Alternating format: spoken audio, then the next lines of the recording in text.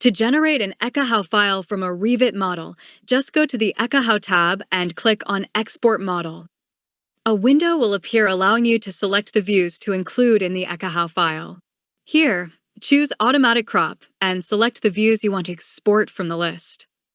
Click OK. After obtaining the model data, a window will appear allowing you to select the location for the Ekahau file as well as its name.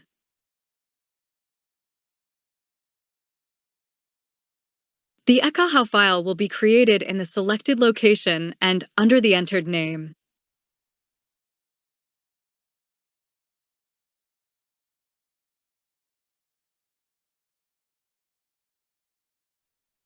In the Ekahau tab, click on the Edit Walls button.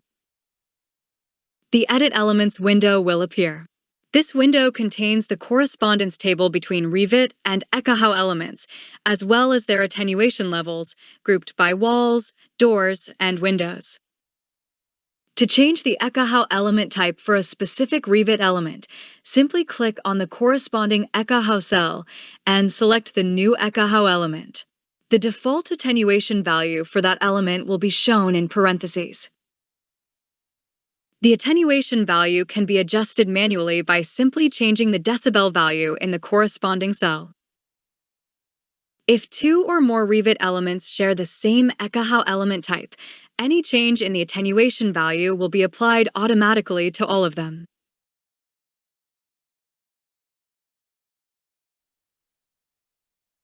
By clicking on Show Only Elements from this model, the list will be filtered to show only the elements currently used in the model, making it easier to find the model elements within the list. If clicking on Show Only Elements from this model results in an empty list, it means that the elements from that model have not been added to the list yet. To do this, close the Edit Elements window and click on the Get Walls button in the Ekahau ribbon. A window will appear confirming that the elements from that model have been added to the list. Now the elements from that model will be displayed in the list. After making the necessary changes, click on Save to apply them.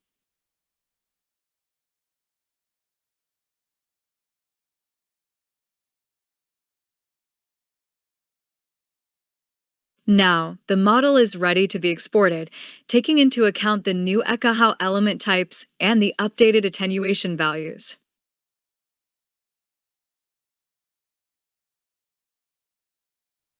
After completing the simulation in Ekahau, make sure to save the project. In Revit, click on the Import Access Points button. Select the Ekahau file.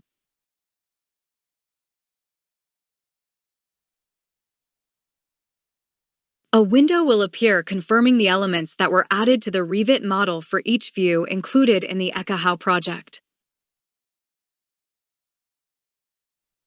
By default, the access points will be green, while the Bluetooth beacons will be blue.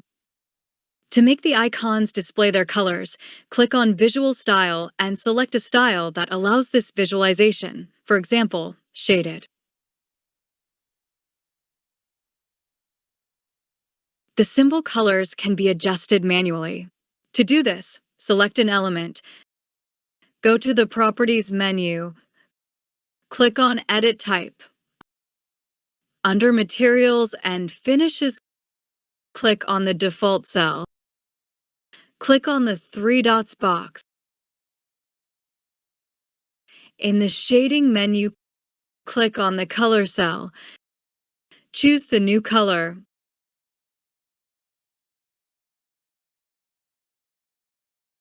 Click OK. Then click Apply followed by OK. And finally click Apply and OK again. These changes will only affect the instances within this model.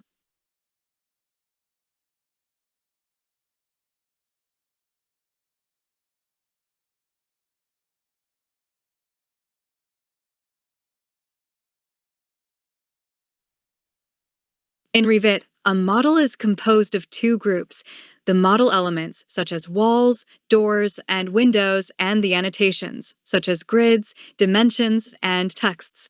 For the plugin to work correctly, the model area and the annotation area must maintain the same aspect ratio.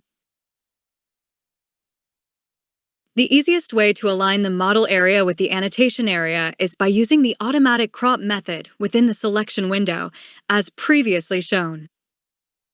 However, using the automatic method, some annotations may be ignored in order to achieve correct alignment.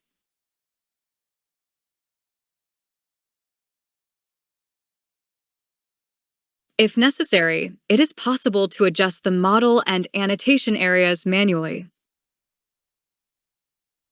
To define the model area and the annotation area manually, start by selecting a view.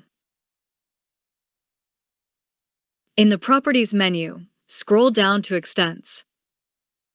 Select Crop Region Visible and Annotation Crop. Click on Apply. Resize the annotation area by dragging each of its sides using the blue circles.